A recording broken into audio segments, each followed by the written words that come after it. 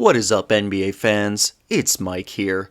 We are getting close to 2 weeks into this new NBA season, and I've been trying to hold out on making this video. I've been trying to wait for a change, but it doesn't seem like that's going to happen, and so today, I have got to talk about the Denver Nuggets, because what the heck is up with this team?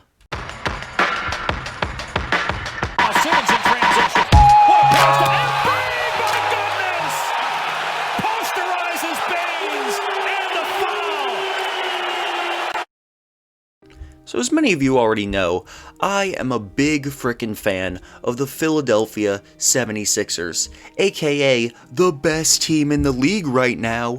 Woo!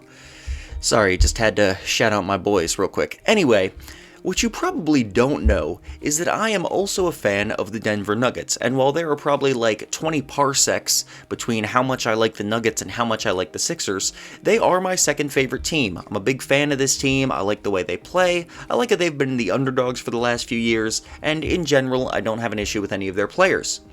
Now, all of this is to say, I am not going to try to roast this team in this video, but when I inevitably do, because that's just kind of my thing, I like to roast NBA teams who aren't doing that well, just know that it's not because I hate the Nuggets. I, in fact, very much like the Nuggets, and I want them to be better than they have been. Now, with that intro out of the way, let me start actually talking about this team, because the Nuggets have been very sus this season. As I'm recording this on the 7th, they are 3-4, and they have just looked, well, certainly not like the top-tier playoff team they were expected to be. And I think the offensive and defensive rating of this team perfectly sums up how they have been playing. They are currently second in the league in offense, number 2, alright? So you'd think they must be a pretty good team, right? But they are also second to last in defensive rating. This team has a bunch of great offensive players. Nikola Jokic is the best offensive center in the league, and is the best offensive center, period, since Shaquille O'Neal. He is fantastic, alright? He's averaging an amazing 24, 12, and 12 right now. That's insanity! The man actually may average a triple-double this season. I said this in a video like a week or two ago, and I really believe it now because Jokic is keeping it up. He's been great. He's also doing this very efficiently, 61% from the field and 47% from 3. The dudes looked phenomenal. Jamal Murray, while definitely not playing up to his bubble standards, has also been very good to start this season. 22 points on 49% from the field and 39% from 3. He's been great. Only 3 assists, but with Jokic being the main playmaker, he doesn't really need to get assists, alright? Michael Porter Jr. is out at the moment, but when he has played, he's been putting up 20 and 7 on once again, very good shooting. 57% from the field, 42% from 3. These 3 dudes are enough to surround them with a bunch of defensive players, and you would have a fantastic offensive team. Or really just a fantastic team in general. But unfortunately, nobody told this to the Nuggets front office, because in the offseason, they let Jeremy Grant leave, they let Torrey Craig leave, and they let the meme man himself, Mason Plumlee, leave. And for Mason Plumlee, look, the man's a joke. I just gotta get this little rant off my chest here, okay?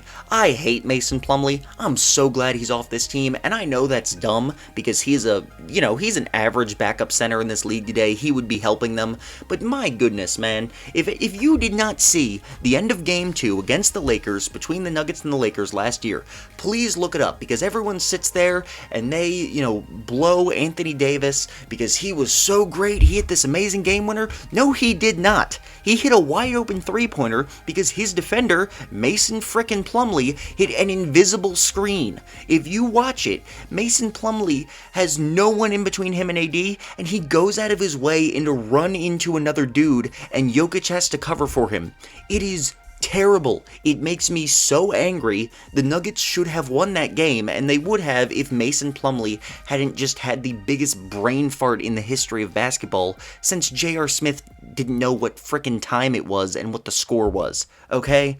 The man, it just frustrates me so much. I can't believe he did that. Nevertheless, Solid backup center they let walk, but not gonna lie, I'm glad he's gone. I like Bol Bol getting more minutes in his stead, although Bol Bol really hasn't gotten many minutes. I don't know if he's hurt or what, but he's only played 4 minutes a game and 3 games this season. The man needs to be the main backup center. You got this dude, he's got all this potential. Please, please play him. Alright, had to get that off my chest. Thank you for listening to my TED Talk. Anyway, the bigger loss was Jeremy Grant and Torrey Craig, especially Jeremy Grant. And look, I know that it was not the Nuggets' fault that they lost Jeremy Grant, alright? He said so himself, he wanted to go somewhere he would have a bigger offensive role, and so far he absolutely looks like he made the right decision for himself. He's averaging 24 points a game, the efficiency's not amazing, but his team's also terrible, so it's not like he's getting any easy looks on the frickin' Detroit Pistons. But he's just been really great, and honestly, I'm happy for him, okay? Even though I wish he was on the Nuggets, I like Jeremy Grant a lot, used to be on the Sixers too, and I'm very happy that the man got the bag and that he is living up to his worth. But it still really sucks that he did not stay on the Nuggets. Same thing for Torrey Craig. The Nuggets really needed to try harder to keep him just because they desperately need defense on this team. And it's not like Torrey Craig is some all-NBA defender, but they just need somebody else. Gary Harris and kind of Will Barton and kind of 35-year-old Paul Millsap are not enough to cut it. JaMychal Green's going to come back soon. He's going to help this team out because he's only played 3 games, but he's been a very solid role player for them in the minutes he has played, very efficient, 13 points a game, and he's a solid defender, but they just need more. Nikola Jokic, man's fantastic, but the reason I believe he is not the best center in the NBA over Joel Embiid is because he cannot play defense. I know he's not as bad as he used to be, but he used to be the worst defensive center in the league, and now he's just like a slightly below average defensive center, which is still just not good enough, especially today, alright? The center is still, by far, the most important position on the floor when it comes to defense, and Jokic being below average really hurts this team, especially when you look at some of the other players he plays with, because it's not like it's just him. Michael Porter Jr., who has, like I said earlier, he's missed some games, but when he has played, the dude has been straight garbage on the defensive end, and it's really annoying. It seems to me to be like a Zach LaVine situation, where the guy clearly has the physical tools to be a way better defensive player than he is, and I don't know if it's mental or if they just don't give a crap, but they are not trying on defense, and Michael Porter Jr. is atrocious on that end. He's just a straight up awful defender so far. Jamal Murray, not the worst defender in the league, but definitely a below average one. Once again, dude's great on offense. On defense, he's really freaking sus. Paul Millsap, once upon a time, was a great defensive player.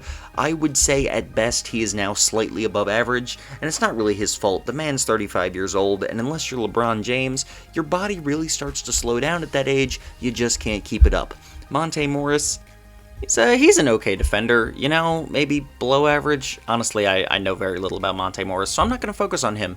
Gary Harris is a pretty solid defender, which is great because he might be the worst offensive player in the NBA right now. Seriously, dude? 38% from the field, 12% from 3? I swear he was better on offense like 2 years ago. What the heck happened to Gary Harris? I don't know. When JaMychal Green finally comes back, he's going to help out the defense a little bit. I think Bol Bol's going to get it together, and he's going to be a solid defensive center for the backup minutes. But overall, man, this team is just atrocious on defense. Absolutely atrocious. They cannot get a stop to save their life, and I really, really wish they had some better defenders on this roster. Honestly, I think they might need to make a trade, but I don't know what you trade for. They tried to go after Drew Holiday in the offseason, which would have been absolutely perfect for this team. Unfortunately, the Bucks gave him a bigger offer. They didn't want to give up Michael Porter Jr. Can't blame them for that. I don't know who you could trade on this team who might get you a really good defender that doesn't involve trading Murray, Jokic, or MPJ. I just don't know what they can do. So hopefully they get some cap space the offseason, they manage to sign some better defenders. For this season alone though, I do still expect them to make the playoffs simply because they're so good on offense. And like right now, Michael Porter Jr.'s missed some games, JaMychal Green's missed some games. When those guys come back, they're going to be a better team, a little bit better on both ends. Praying to God Michael Porter Jr. stops being the freaking worst defender in the league, because the man has been straight cheeks so far. But if he gets it together, alright, JaMychal Green helps a little bit.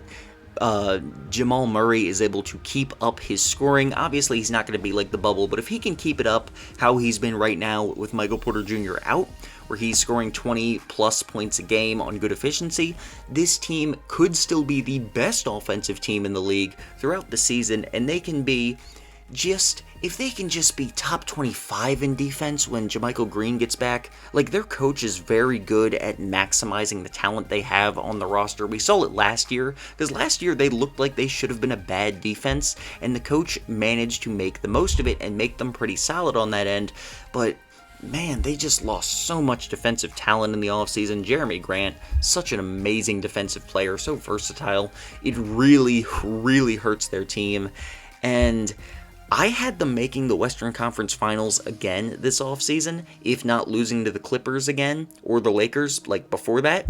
But at this point, I don't know. I still definitely have them as a playoff team, but I can't confidently say they make it out of the first round, depending on their seeding, just because, I mean, their defense is so awful. You know, defense wins championships. It's great to have a good offense. Look at the Hawks or the Wizards or the Nets, though. If you cannot get a stop, you are not going anywhere, especially in the playoffs.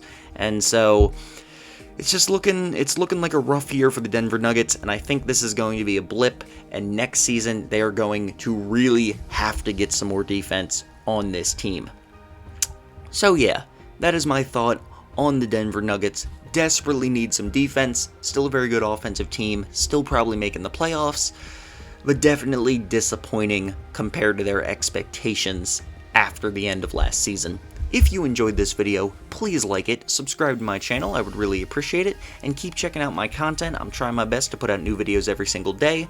Thank you so much for watching. Have a good one.